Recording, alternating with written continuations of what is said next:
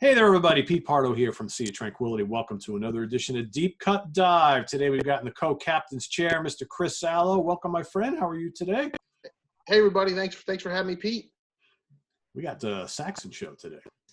Yeah. Everybody loves when we talk about Saxon on this channel. In fact, we can never talk about enough Saxon. So I figure, Love Saxon.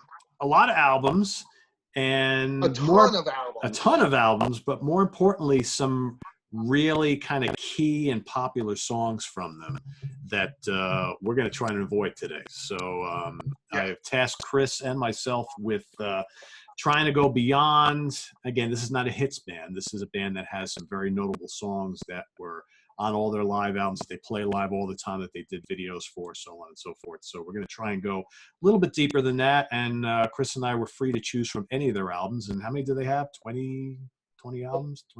22? I don't even know. I mean, there was a couple I was like, oh, yeah, God, I have it on tape, but I never rebought it on CD. And I was looking last night. I'm like, oh, God, no, I should buy the British version because it's a double disc with the bonus tracks. And like the Saxon catalog is unbelievable. I mean, there's so many compilations and live records and re-recordings of classic songs and all that stuff, right? Yeah, it's mind-boggling. But like an Iron Maiden or a Judas Priest, when you're trying to come up with 5 lesser-known songs that are great, man, I had a big list because I'm like, holy crap, there's so much great material. And my list's really skewed, I think, towards some of the newer stuff. I did the same thing. I did the same thing because I think a lot, like especially those first 5 albums or so, 5 or 6 first albums. Couple records, like every song is notable, and every song they play live all the time, and every song made its way into one of those live albums. So I mean, I have a couple from the the 80s, but most of my stuff is latter period, and those are albums that I think are kind of overlooked by maybe some of the longtime fans who haven't really kept up with them over the years, and well worth seeking out. So I'll let Chris kick us off with his first choice here. Okay, cool. All right, my first choice is from a record that is sort of like in the middle period, like they had the 80s, and then in the 90s, late 80s, early 90s is when things kind of went awry for them. They went really commercial. But to me, the record that I always thought was their step in the right direction, which I think is kind of underrated, and I really dig it. There's a lot of really good material, is Dogs of War. And I really like the track Burning Wheels. It's kind of reminds me of Judas Priest, Riding on the Wind. There's just tons of guitars all over the place. It's fast-paced. It's catchy. The 2 things I'm always looking for in Saxon are the riffs and Biff's vocals, and Burning Wheels just has it. Yeah. And I don't think they played it live often. I don't think I ever saw them do it live. It's a good track and good album, and I agree with you. And kind of an underrated album that kind of, because there were a couple albums there where things just kind of got a little too mainstream sounding, which is not poppy, and like around Destiny, and then they had what was that other one? Rock the Nations. That was a live record, right? But there was a couple of records in there where they just kind of lost it. It was just real poppy sounding, and this one, things started to come back, in my opinion. Yep, that's a good choice. So my first one, I'm going to go to 2004's Lionheart, which pretty damn good album, I think. And great record, actually. Right, and I had a couple that I were kind of tossing around here, but then of course I found out they did like a video or two, and a couple they've been playing pretty consistently on tour and whatever. But I decided to go pretty deep in the album track number 10, Searching for Atlantis. Great track. That's it's like, for me, I don't know how you feel about Saxon's music, but they do 2 things really, really well. They do the fast-paced kind of frenetic rock, metal anthems, and then they do those kind of slow, heavy, epic, majestic sort of things, and that's kind of what Searching for Atlantis is. So it's heavy, but it's kind of slower paced. It's got the majestic arrangements, the great lyrics. I mean, I love when Saxon doesn't always do that, but when they dip into that kind of like fantasy sort of lyrical concepts. I really like when they do that. 100%. They don't overdo it, which is good.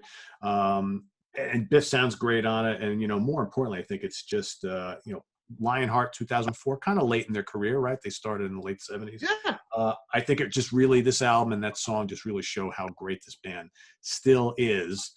That was 16 years ago already, right? So even today, and we're probably going to talk a little bit about that going forward here. Right. But that's my choice. Searching for Atlantis from Lionheart. Very good song if you haven't heard it. Yeah, killer record for sure. My next one was from another record that kind of got lost in the shuffle. I think it was the one right after Dogs of War, and it's Are We Travelers in Time from Metalhead, which is a pretty solid record. The band again was certainly going in a heavier direction. The song's kind of mid-pace, but just a great chugging, repeating riff, and Biff's got these like weird effects on his vocals. It's kind of spacey, and I just kind of dig it. I know I saw them do it once. They did a special set at WAC in 2004, and I was there, and they recorded it, and it's on, I think, The Eagle Has Landed 3, I think, which is funny because last night when I was looking up stuff, I'm like, I have the 3 Eagle Have Landed records. I'm like, wait, then there's another one called The Eagle Has Landed 40. I'm like, wait, I don't have that one. And then there was this other live box set of all these soundboard recordings, and I'm like, oh man, I'm like, Saxon is probably worse than Maiden and Purple for the number of live records. Oh yeah, tell me about it. Yeah. Yeah, but yeah, Are We Travelers in Time? I definitely dig that song. That's a cool one. Yeah, it's funny because this conversation reminds me. I was had Martin Popoff on recently. We were talking about like how many albums Motorhead released, like as the late '80s into the '90s and the 2000s. I mean, yeah. So really, most of those songs they haven't played much live because they would put out an album every single year. So it's like you tour for an album, you play a couple of tracks live, and then boom, the next one that's all gone. You're playing the newer ones and the classics. Yeah, so it's crazy how trying to keep up with these guys throughout the years. I'm going to go to Battering Ram 2015 for my next one. Another great record. Yeah, I really dug this one a lot, and the song is Destroyer. And I think Destroyer is great. I think it's only 3.5 minutes long. It's just blazing classic heavy metal. It's got the great groove, the killer guitar riffs, solos all over the place on it. Paul Quinn and Doug Scarrett. Really good tandem, I think, if you're going to kind of compare the more recent lineup to the classic lineup. I think these two guys are quite a great team. And Biff is just sounding like Biff. He's another one of those guys who I think has found the fountain of youth over the years. He sounds just as good as he did 20, 30 years ago. 100%. And, when you talk the lineups, Pete, I agree 1,000%.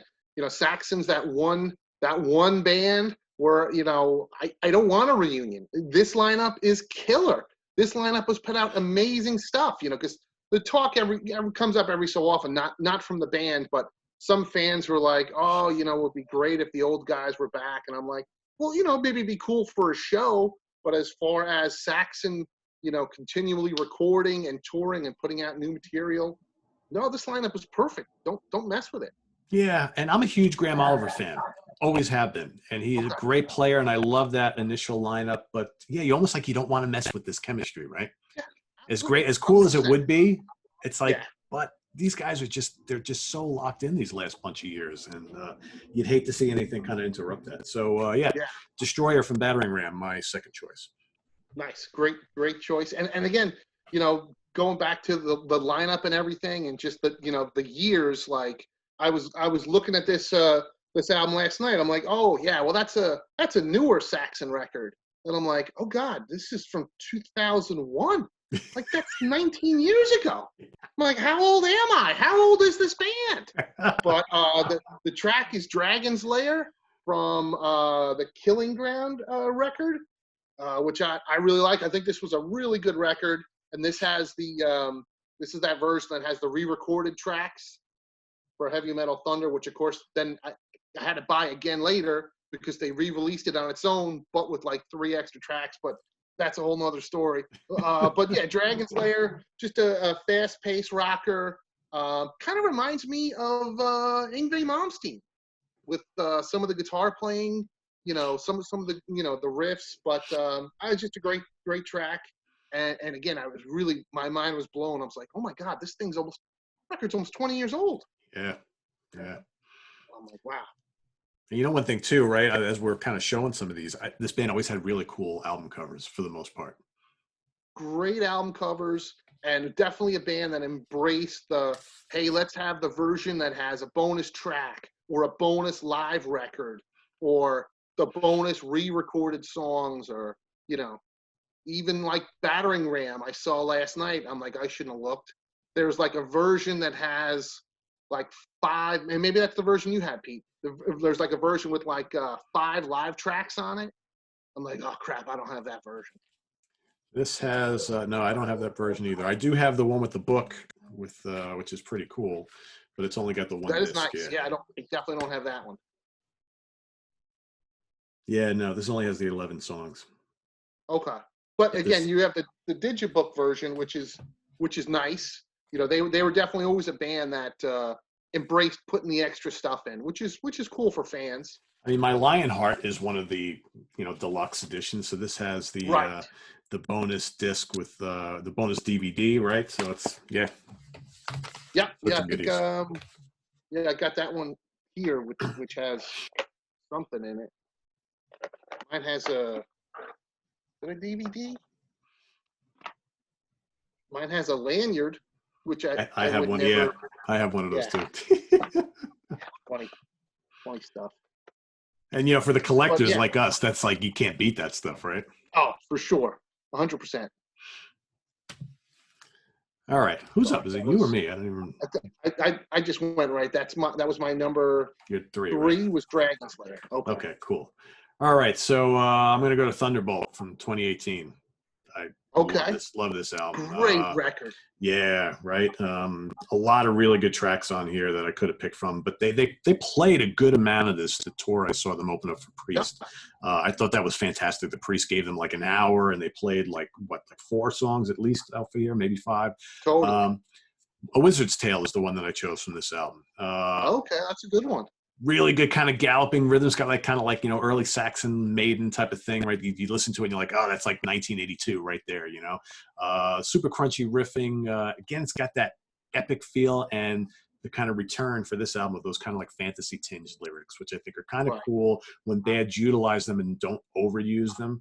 Like some of these power metal bands, like every album is that. It's just like after a while, I'm like, oh my God, I'm so tired of hearing about dragons and wizards and dungeons and it's like it's cool when it like when Ronnie used to do it, he would drop it in every so right, but I think A Wizard's Tale, another really great song from this album that is full of really good ones.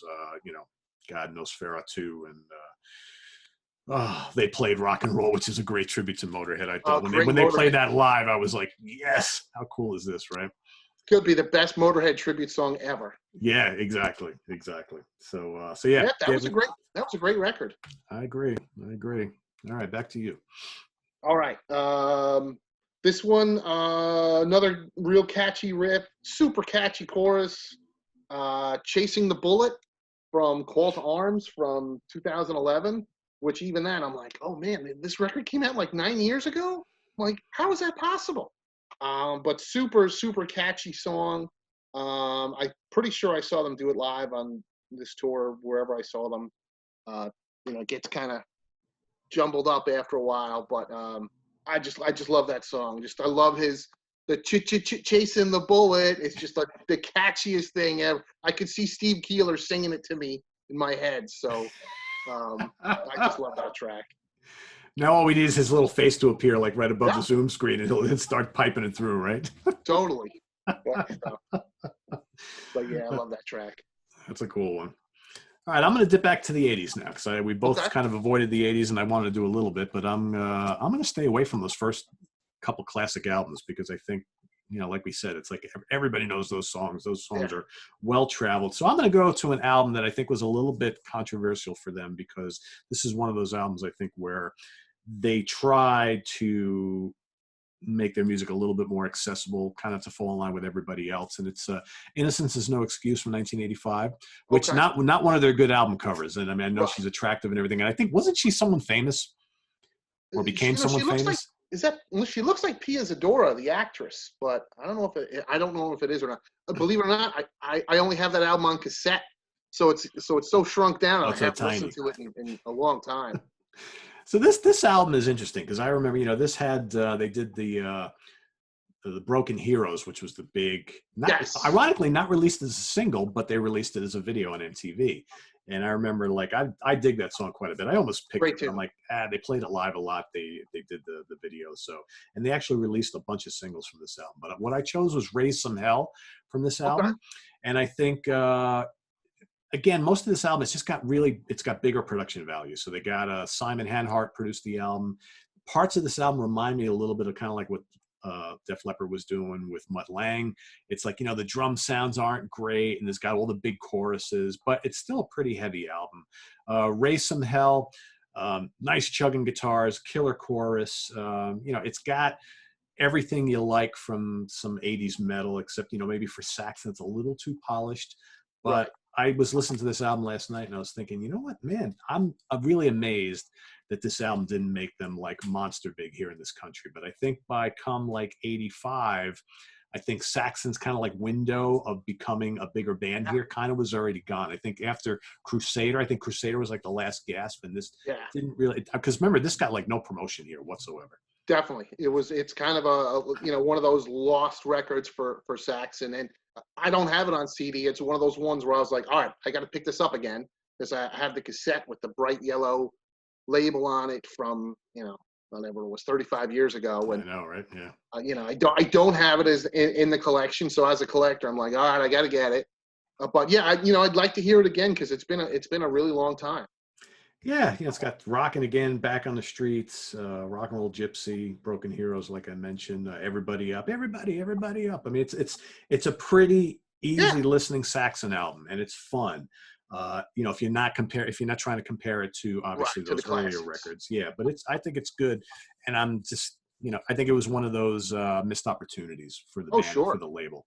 So. I remember them quite a few times doing Broken Heroes and like dedicating it to whenever they were in the New York area, like dedicating it to the firemen and police from September 11th. Yeah. But yeah, I'll have to hear that record again. It's been a while. Yep.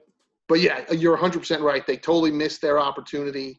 And then they just kept going more commercial. Like I put on Destiny the other day, and other than the cover, which I do kind of like, of Ride Like the Wind, which I hated in 1988, but I kind of like now. But I'm like, oh man, the production is it's so poppy. Yeah. And it's like, oh, no wonder you guys just. But again, 1988, Metallica, Slayer, Anthrax, Megadeth. That was the hot thing. And you've got this, older new wave of British heavy metal band doing a Christopher Cross cover. Like, how uncool is that? Like, who thought that was a good idea? Yeah. Well, you know what? They were trying to get MTV and radio airplay. That's what it's all about, right? So that's it.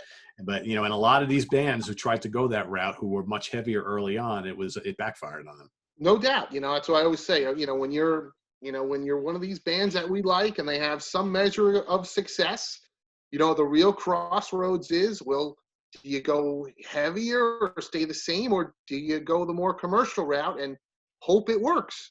Plenty of times it does work, and in the case of Saxon, it certainly did. But hey, it worked for Def Leppard. True. If it would have worked for Saxon, everybody would have a different story. Yeah, exactly. Oh well. Yeah. Always fun looking back in history like that, right? Oh, for sure. My number one pick, I know I saw him do it live, and it's from a fairly new record, 2013, from Sacrifice. I just I love the mellow intro. Got a visitor there. I love Biff's phrasing too. It's Guardians of the Tomb from good song. And I just love the way he phrases it. This one I got autographed by Biff and Doug when they were doing a press thing. But yeah, it's just one of my favorite Saxon tunes. And again, another one I can see Steve Keeler singing at seeing Saxon at BB King's. I remember so many times seeing them there. And yeah, that's my favorite. Cool. That's a good album. I have that one, and it's this Yeah. like kind of big. It's like this big version. It's like twice double the size of like a regular CD, and it's got like this booklet in it. And I don't know. Right. I mean, yeah, they have all these versions of all these Yeah, albums. It's crazy. They're so cool, like doing with those extra little things. Yeah, doesn't fit on the shelf quite nicely. I have it like sideways or like standing without the spine sticking out, but whatever. Right. All right, so I'm going to go to the Power and the Glory album from 1983. Which, if I'm not mistaken, is still their biggest selling record, at least in America. Yeah, would not surprise me. Yeah, this everybody was listening to this that I knew when it came out. My choice on here is Warrior, because again, a lot of these songs they played live a lot, and they had a couple videos and things like that. So I went with Warrior, which just kicks ass. It's just raging Saxon heavy metal. It's got the glorious Biff vocals. It's tremendous riffing on it. The lead guitars are just like flying all over the place. And it's lean, it's mean, and it's just, that's a song like that kind of embodies everything that Saxon was all about in the early part of their career. She's not agreeing with this, I guess. He's like, no, you should have picked This Town Knows How to Rock, dude. Right. That's funny. But yeah, so that's my choice. My final choice. That's a great choice. Great track. Really good album too. So yeah, really solid album for sure. You know what? My number one choice in this album, I was going to go with The Eagle Has Landed. Was my number one choice. But then I went and it was on a bunch of live albums. They played that live all throughout the 80s. I'm like, you know what? Let me not choose that one. Right. So I tried to go a little bit deeper. So that was my coolest Saxon moment. I think was I saw them at WAC in 2001, and the gimmick that year was Motorhead had the bomber rig for their live set. So they had the giant airplane. And Saxon had the Eagle. They brought out the Eagle, which they brought out many times since. But seeing it in person was super cool. Yeah, both bands having the big props there. That's pretty cool. All you would have needed was like a reunited rainbow and have the big rainbow in the back. Then it would have been totally the trifecta, right? Well, I remember, totally off the subject, but I remember asking Ronnie James Dio in an interview, along that time, saying, hey, is this something that you would ever consider? Like, would you bring out the dragon from Sacred Heart? And he's like, I wish we still had it. He's like, I had it in a big storage locker for years. And he's like, we got tired of paying the bill. I'm like, so what did you do? He's like, we threw it out. He said he kept the head of the dragon, and there was like 2 nights, and he kept one night, and they kept the head of the dragon, which he said he had at his house. But the rest of the stuff, he's like, we threw in the garbage. And he's like, we drove by the storage facility later on, and there was all these people diving in the dumpster and taking whatever they could. But I was like, I was going to say the majority was probably sitting in a landfill somewhere with Black Sabbath's Born Again set, right? Yes, yeah. With all the Stonehenge stuff. You could do a whole video on just famous rock stage settings. Oh, I know. Yeah, we've seen a lot of them, right? Oh, yeah. The 80s was notorious for that. Jeez. Unbelievable the money that these bands spent on it. But hey, they were making money, so yeah, that's what it was all about. Nowadays, forget it. It barely happens at all. But yeah, something like the Maiden stages. I remember the Power Slave show at Radio City Music Hall. Yeah, unbelievable. Holy moly, was that like immense. Unbelievable. Yeah, Maiden probably takes, Maiden and Kiss, I guess, Yeah. But yeah, good stuff. But yeah, that was a cool show with Saxon and Motorhead, who toured together many times. Yeah, they were best buddies. Yeah. Yeah. So very cool. Well, this was fun. So there you have it. List. Little deep cut dive into Saxon. I think we got a lot of really good songs for people who maybe are only really familiar with their classic era, because we covered this pretty well. So definitely some good choices here from some of the latter part of the catalog, and there's so many good ones. And I think the goal here is that people go out and check out these songs, and they'll want to go investigate these albums that they came from. So there you have it. So for all of you who are watching, if you're big time Saxon fans, list some other deep cuts that you feel that your fellow viewers might be interested in checking out. And if you are one of those people who is new to Saxon, you go listen to some of these songs, report back in after you check them out. Let us know what you think of some of these songs. That's the goal here. So visit us on the web at www.seatranquility.org. We're on Facebook. We're on Twitter. Of course, we're here on YouTube. I don't have anything. All my magazines are shut down. I'm I not. was waiting for you to say all the damn time. That's our slogan here. We're here on YouTube all the damn time. You'll get it Oh, eventually. damn. So I'm sorry, Pete.